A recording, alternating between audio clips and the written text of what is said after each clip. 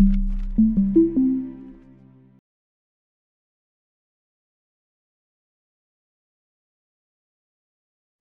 Good morning, everybody, and welcome to today's webinar. Apologies for the delay in starting there.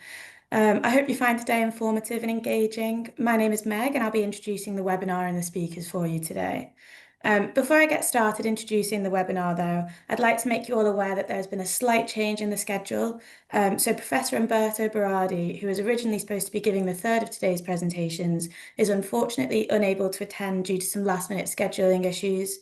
In his place and delivering a similar presentation will be Dr. Roberto Stasi from the Politecnico di Bari. So I'll now explain a little bit about MDPI and the journals involved in the webinar before talking you through the programme for today. So MDPI is a pioneer in scholarly open access publishing and has supported academic communities since 1996.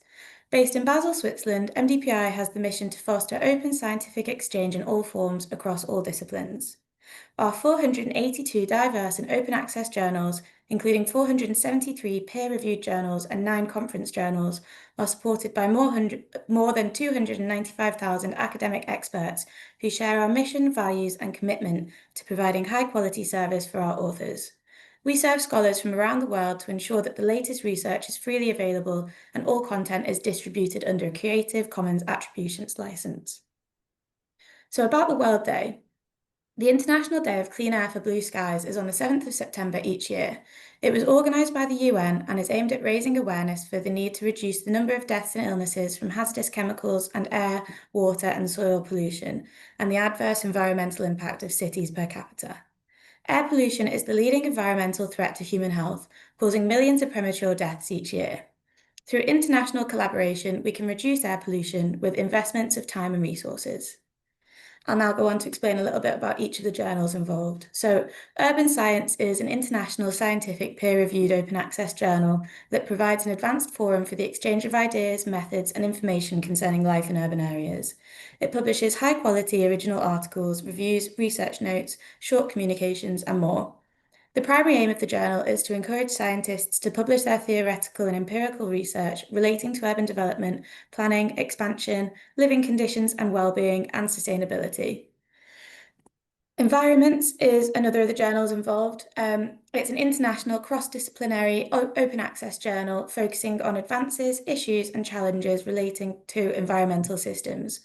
Our aim is to provide an open space for scientists and engineers to publish and discuss their experimental, theoretical and novel practical results in a variety of areas, with particular focus on shared responsibility and sustainable approaches to resource use and ecosystem management.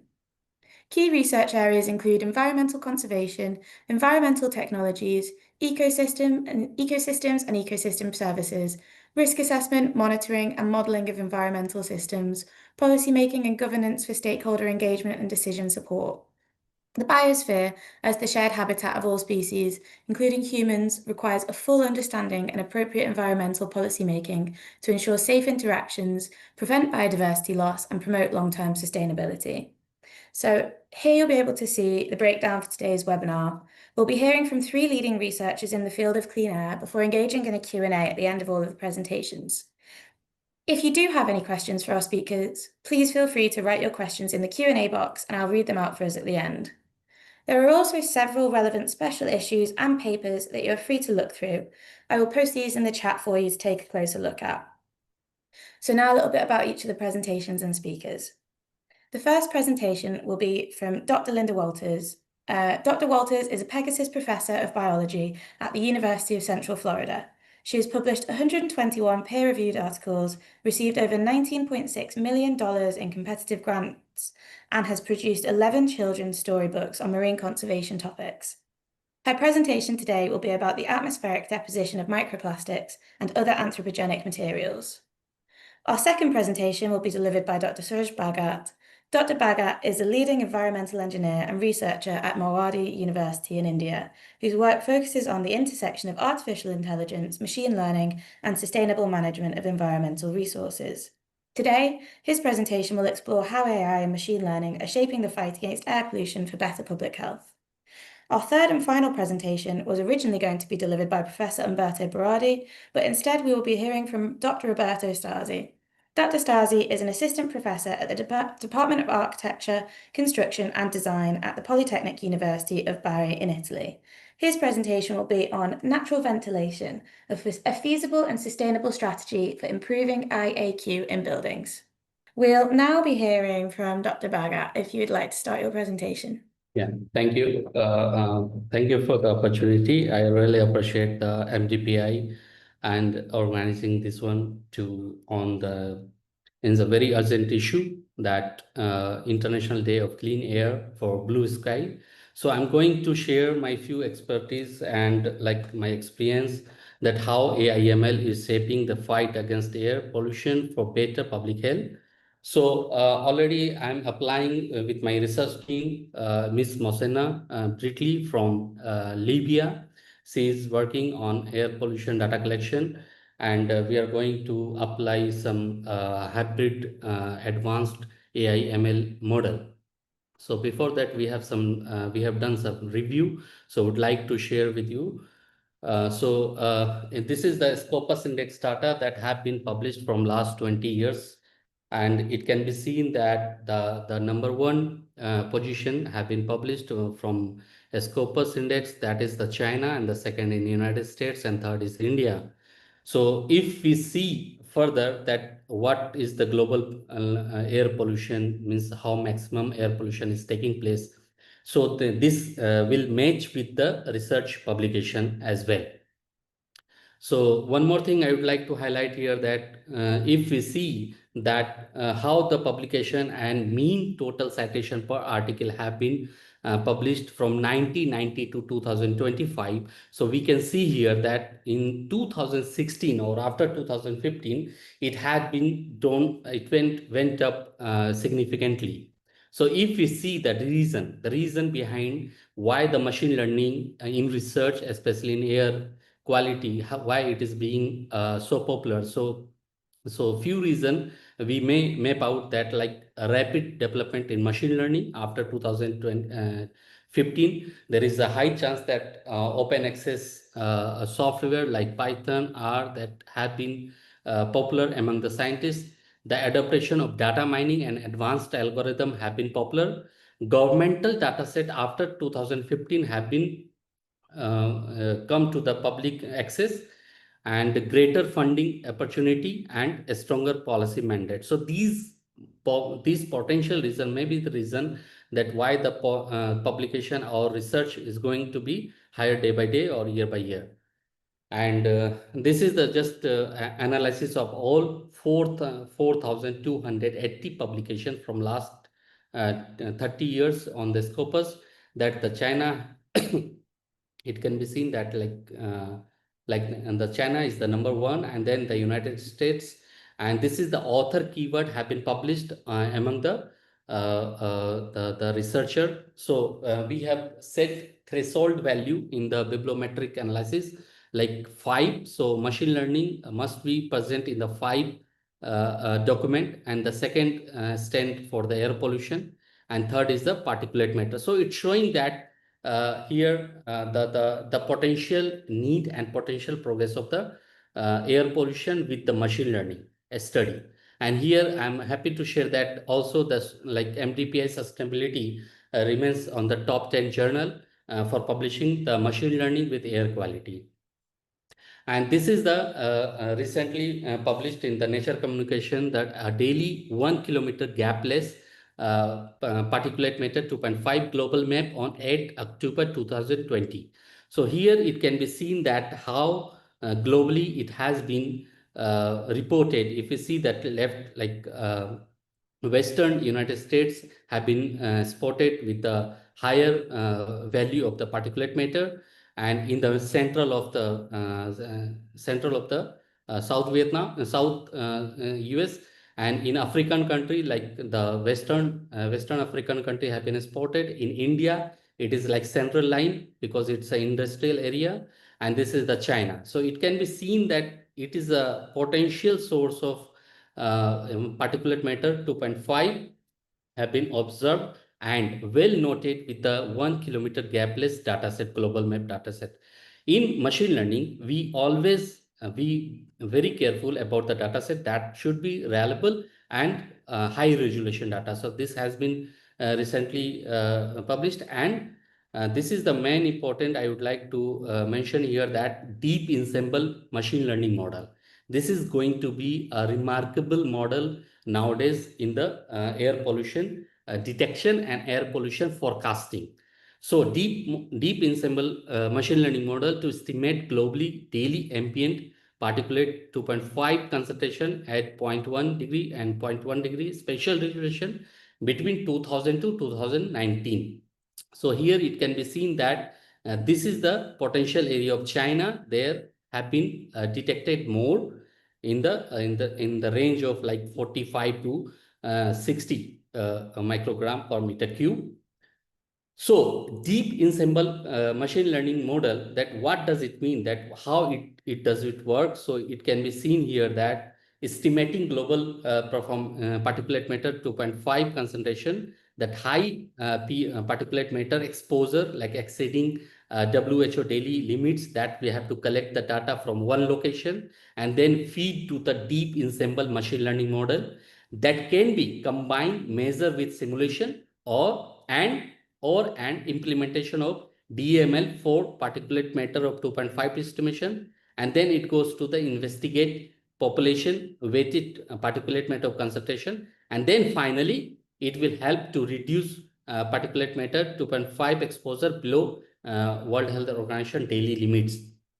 So it helps a lot to plan the policy and implement the proper management practices in the area. So particulate matter 2.5 exposure assessment, if we do that like global view, comprehensive perspective on particulate matter 2.5 distribution and high resolution data, this is the important, this is what I said, that in this research, this is the main point, that how high resolution data mixed with the deep ensemble machine learning model. So detailed particulate matter concentration estimates and then exposure assessment evaluating particulate matter 2.5 exposure level and health effect, understanding health impact of particulate 2.5. So this is the deep ensemble machine learning model, and the second is going to be very popular nowadays, like deep ensemble machine learning model and BME blending. Okay, so this is the Bayesian blending model technique. So improving ozone prediction accuracy. Now we are talking about the ozone, one of the, and this is also a pollutant.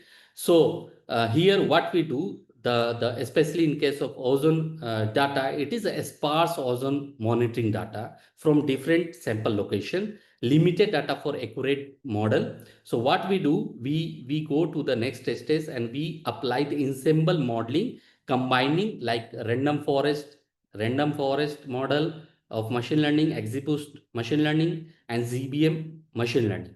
So after applying ensemble model, then we go for the Bayesian blending that will help to incorporate observed ozone data. Okay, and after that we do the graded surface technique that generate high resolution ozone maps, and then we can plan as per the geographical location, that where is the high concentration of ozone going to be predict in the future. So the management practice can take this data and this result outcomes and can prepare policy accordingly. So here, achieving final ozone prediction grid, the first we have to do the data collection, gathering, measure, monitoring data and model estimation. And second, uncertainty assessment, like evaluating the uncertainty in both measured and model data. And third is the BME blending, like Bayesian, applying the Bayesian model. So integrating data using Bayesian maximum entropy, and then evaluating the assessment of the blended data against the test data set. And final prediction is generating the final ozone prediction grid. So this will help to find the accumulated area in the future. So finally, top ozone modeling techniques, it's helped like extreme gradient, as I said, that RF and extreme gradient boosting model, deep ensemble machine learning model, and Bayesian maximum entropy. So this become like first as per the accuracy and robustness of the model. And this becomes the second, the deep ensemble machine learning model. And Bayesian maximum entropy is a third model in the machine learning to predict the ozone modeling technique. So one more example I would like to take here, that Swiss population exposure to ultra fine particles. Okay, there are different data set with the different pollutant in air, but the application of model varies as per the data availability, as per the data characteristics. So in case of ultra fine particles, it can be seen that national average particle concentration, it is a 9,300, and high exposure, that is the 20% experience high exposure, that is a 1.7 million in the Swiss population. So here it can be seen that, like here it can be seen that, like this is the model, and the result of that model have been seen, like R square value in hourly result 0.85, and daily result, if we collected data daily, the R square will be 0.89. So it is higher.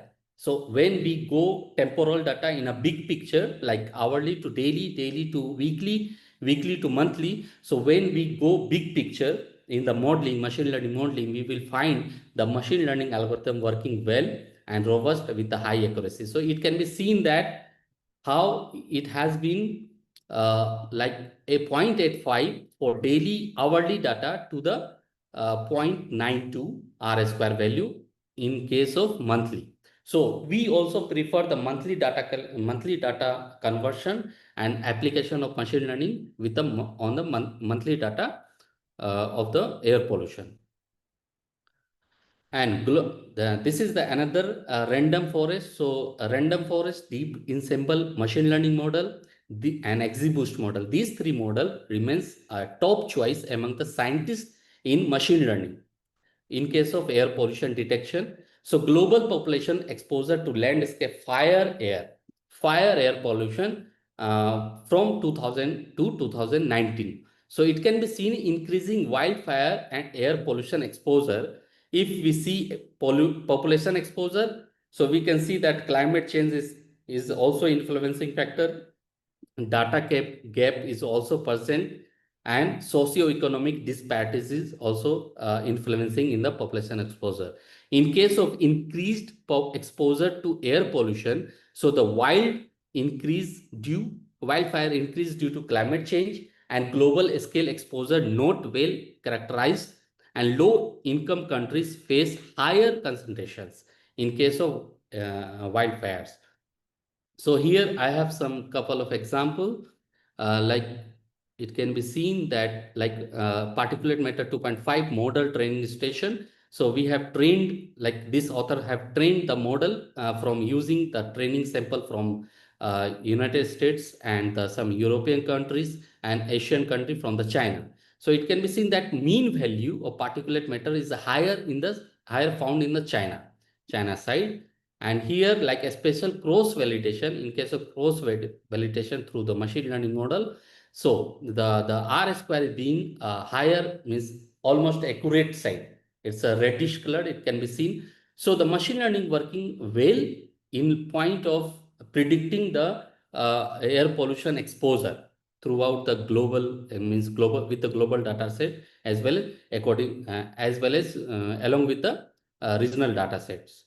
So here it can be also seen that, like 10-fold close validation in the random forest. So here also it can be seen that it can be seen like R square value is going to be like 0.89 in the particulate matter 2.5. This is the daily. This is in case of daily. This has been shown that 0.89, and then here it is a seasonal. So this is the ozone and particulate matter 2.5 with the same random forest model and 2000 to 2009. So it has been sent like annual concentration. So it can be seen that how the fire source ozone is going to be year wise is going to be monitored or recorded. And in case of fire source, particulate matter, how it is going to be recorded. So here it is an interesting point. I have found that annual concentration in case of year, so both is going to be merged in around 2014, after 2014, and it is also a changing position. So it is going up and it is going down. So it is very important outcomes that policymaker can take from this and implement in their decision making process. And here also it can be seen that like annual consultation and yearly it is going to be down. So it is especially, we can see that this is the A represent Africa and B Asia, and C is a Europe. So this is the Europe. This graph belongs to the Europe, and this is the G. So G belong to like seasonal pattern of population weighted average fire source. So this is the globally with the different continent, how the fire source ozone and fire source particulate matter is going to be yearly distributed among in the air.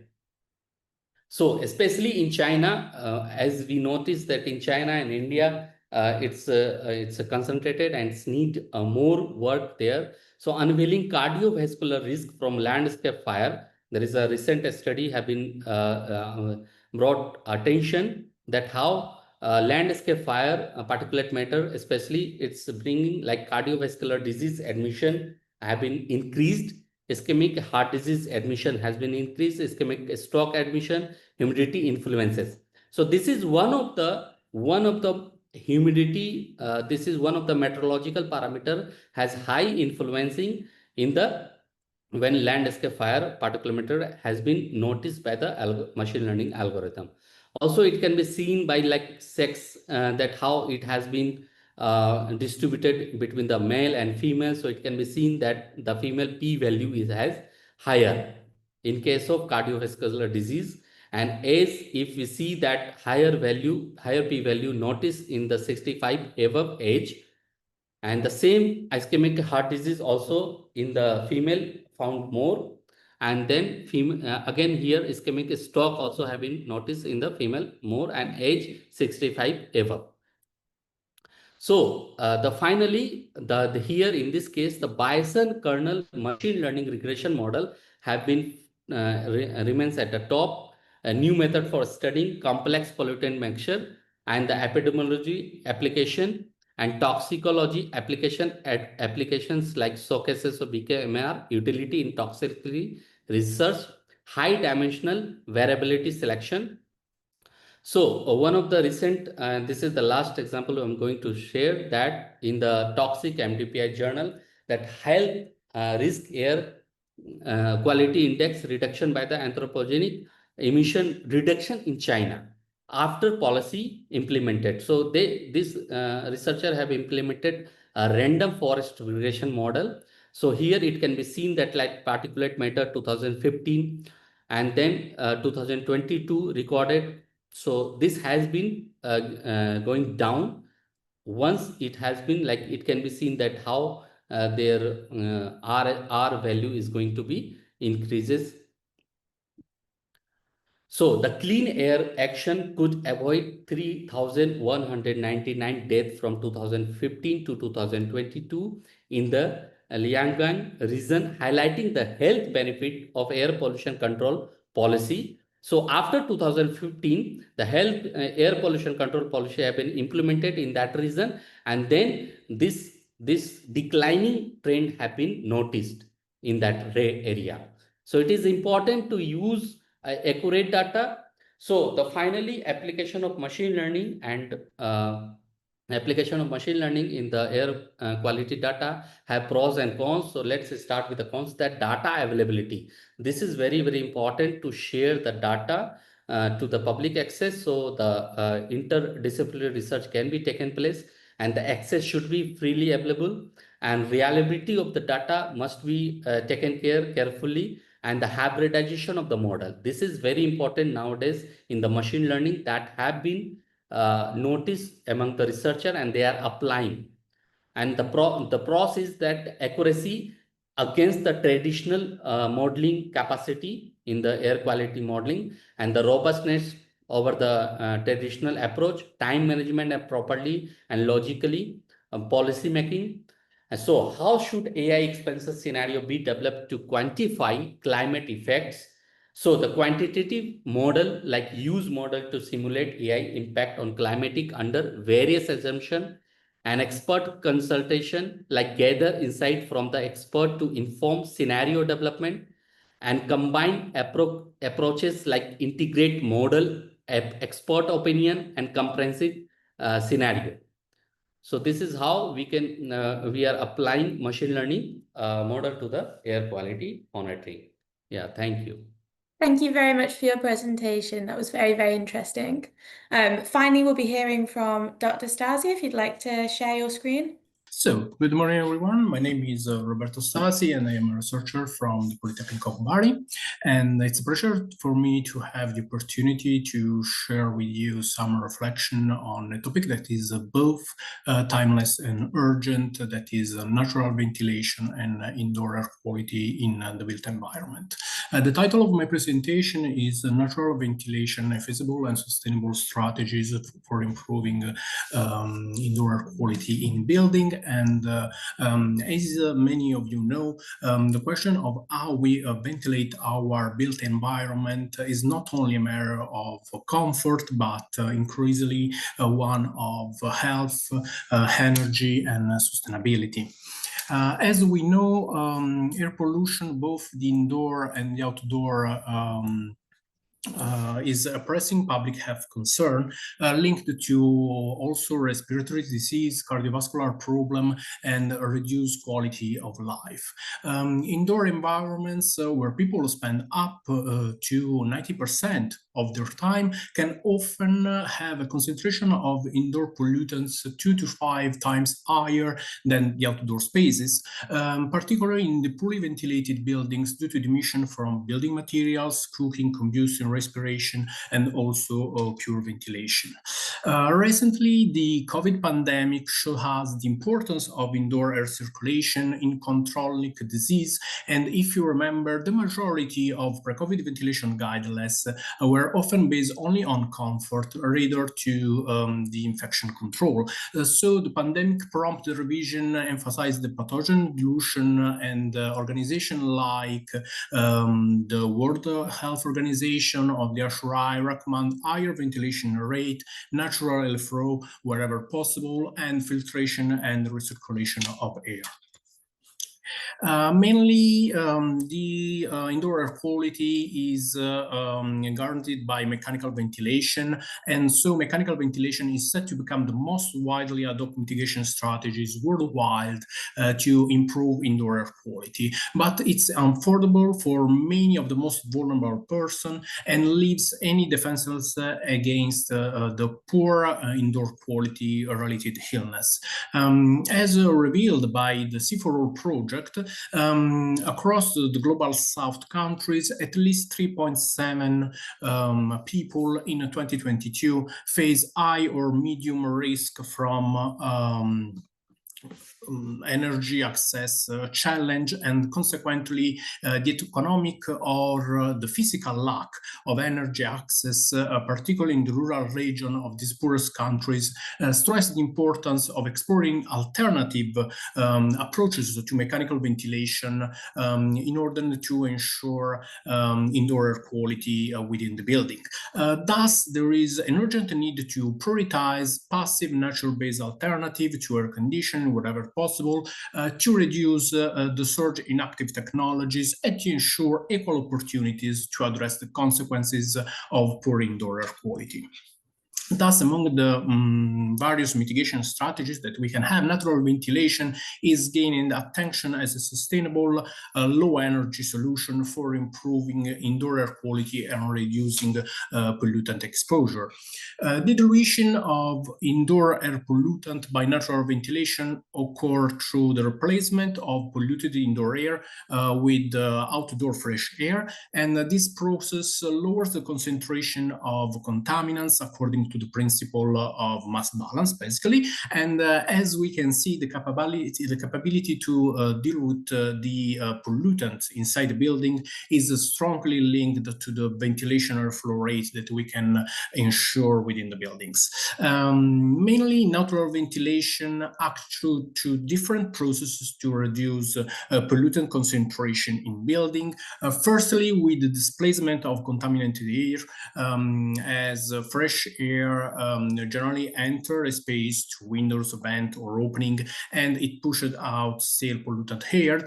And this continuous replacement lowers the overall pollutant concentration inside the building.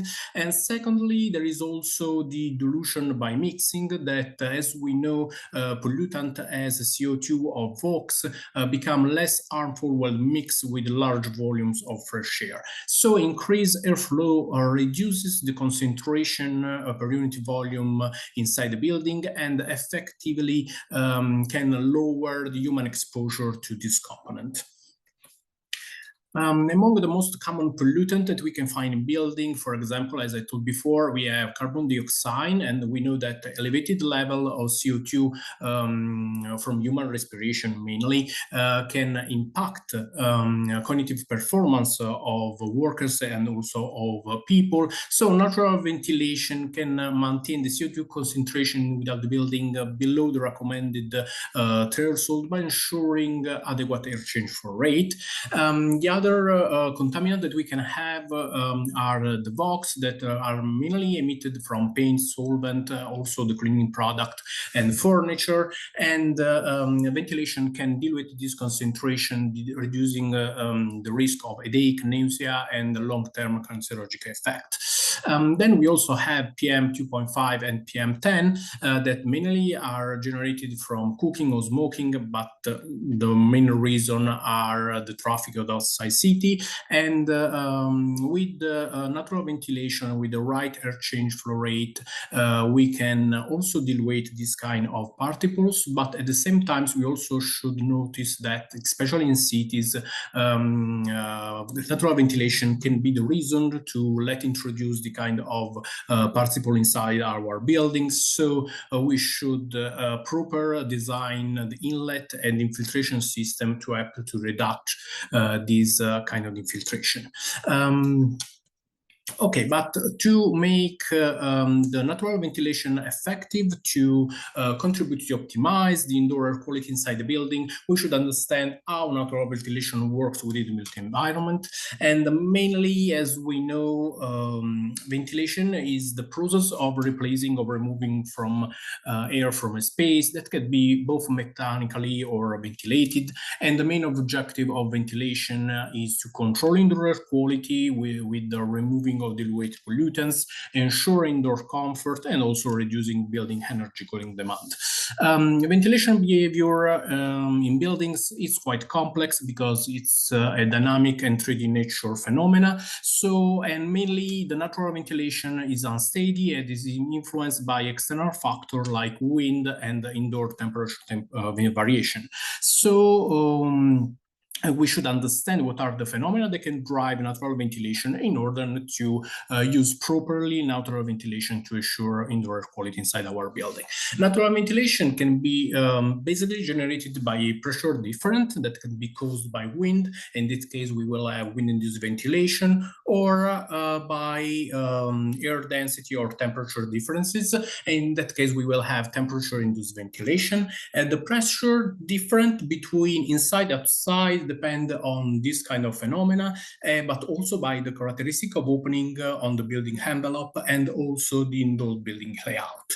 Natural ventilation, mainly, we can say that is driven by two basic principles. The first one is that air flows from high to low pressure in buildings. So this will be one kind of movement that we can have for air inside the building. And the other one is a quite known effect that is warm air that generally is lighter, generally rise up. And so this movement for convective airflow also can create airflow inside the building. If we consider the ventilation by wind-induced pressure difference, it obviously was generated by wind action. So generally, when the wind impacts perpendicular to the facade of the building, it creates and changes the pressure distribution of static pressure around the building. And mainly, generally, we have a positive pressure on the windward side and a negative pressure on leeward side. This difference of pressure can make the air flow from one side of the building to the other one, and so can generate the airflow inside our building. If we see how we can calculate empirically the difference of pressure that can be created by the wind on the building facade, we can see that it depends obviously of the wind velocity. So higher is the wind velocity, higher will be also the difference of pressure, and directly higher will be also the air change rate that we can share in our building. But there is also another factor that is called wind pressure coefficient, that mainly is a dimensional number that describes how the wind pressure varies on the surface of the building according to the dynamic pressure of the wind. And mainly it depends on the position and the orientation of the opening on the facade, and even in this case by the velocity of wind that can generate a change in pressure around the building. On the other side, we have the buoyancy effect that mainly is driven by a temperature difference between the outside and inside of a confined spaces that is caused mainly by the different inner density. And the consequence differential of pressure can generate a vertical air movement that can be upwards. In that case, we will have a chimney effect that we also call stock ventilation, or a downwards effect in top-down ventilation. In that case, the ventilation inside the building, due to thermal buoyancy, it's created by a difference of pressure generated by a difference of temperature. And if we want to evaluate what is the difference of pressure that we can achieve inside our building, mainly we should understand that it depends on the difference of eye of the different opening in the inlet and the outlet one, and also by the position of the neutral pressure level. That is the level where the indoor and the outdoor pressure become equal. So it's strongly linked to the geometrical and the morphological characteristic of the building envelope and the building shape. In reality, natural ventilation rarely occurs to a single mechanism, but always wind and buoyancy interact each other, sometimes reinforcing each other or sometimes opposing them. And for example, if we have a lower opening that is on a windward side and an upper opening that was in leeward side, the wind strengthens the stack effect. But if the opening are reversed, the wind can also oppose the buoyancy effect, reducing the overall effect of natural ventilation. Depending on the physical forces that drive natural ventilation in the building, we can have several types of airflow within the buildings. And one of the most common is single-side ventilation that concerns spaces with a single opening that is responsible for both the intake and the extraction of still air. And it is suitable for small spaces with a low air change rate required. Then we should have also cross ventilation that mainly we have when we have two different openings on the opposite side of the building, and the difference of pressure, as we see before, it's mainly a wind driver ventilation create this difference of pressure that, thanks to the two different openings that we have, can generate cross ventilation inside the building. And then we have stack effect, as we've seen before, that mainly is due to natural ventilation. Each of these type of ventilation is strongly influenced by the shape of the building and by the design choices done by the architect during the design of the building itself.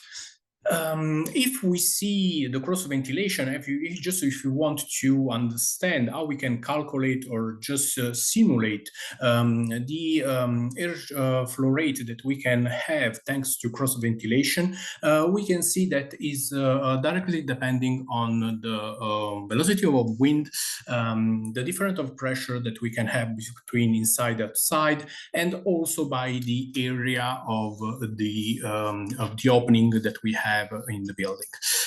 Effective cross ventilation requires that the shape of the building should maximize the exposure to the prevalent wind's direction, and also determining the appropriate position and size of the airflow inlet and outlet opening within the building.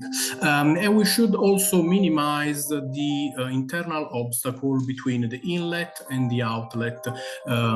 Especially, we should avoid the door and something like that that can obstacle the free airflow of air due to cross ventilation, or we can also equip with grill that can allow the airflow to pass through this obstacle.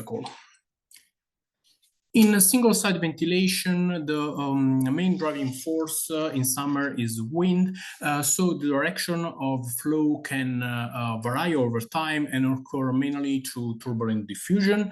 And however, if there is more than one opening at a different height, we can separate the intake and the outtake opening in the single-side ventilation, and this phenomena will increase the efficiency of this kind of ventilation.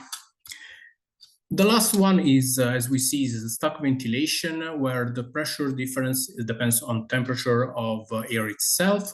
And if we want to increase the effect of stuck ventilation, as we see this in this empirical formula, the main factor that influence the potential of airflow rate generation is the difference of temperature between inside and outside, and also the distances between the two different opening. Here we can see the potential airflow that also a single-side ventilation can have compared to a cross ventilation that we can have in building, according to the difference of temperature and the different airspeed.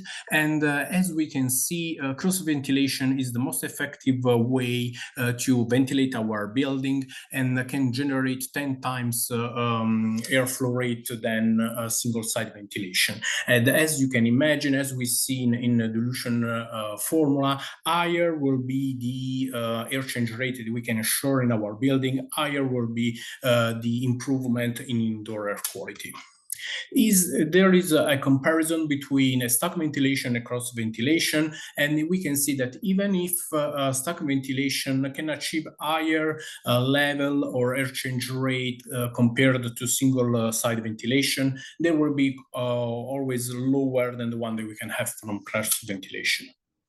So if we consider that for exchange for our pollutant with indoor sources such as VOx and something like that can be reduced to half to their concentration with approximately 15 minutes of natural ventilation, we can see how the different way we can ventilate our building, that can be cross ventilation, single ventilation, or even stuck ventilation, can achieve the sufficient air change for rate that we can have, that we should have to improve the minimum indoor air quality inside our building. So just going to the conclusion, effective dilution through natural ventilation can reduce the risk of respiratory illness, improving occupant comfort, and also mitigate symptoms of sick building syndrome. And moreover, by lowering indoor pollutant level without energy-intensive mechanical ventilation, natural ventilation can actively contribute to both public health and sustainable building performance. plants. And while natural ventilation is truly beneficial for the indoor air quality, its big limitation is that is dependent on weather variation and external pollution sources. So in some contexts, we should prefer some hybrid system that can combine natural and mechanical ventilation that maybe may provide the best balance between fresh air supply, comfort, and also energy efficiency in the building environment. So thank you for that, Ashley. Thank you to all of our speakers today. I hope you found the webinar informative and engaging, everybody. Are there any questions for any of our speakers?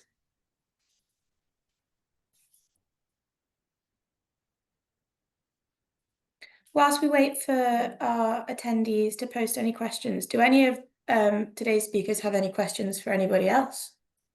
Thank you, everybody, for joining. Hope you found it informative, and I hope you all enjoy the rest of your day.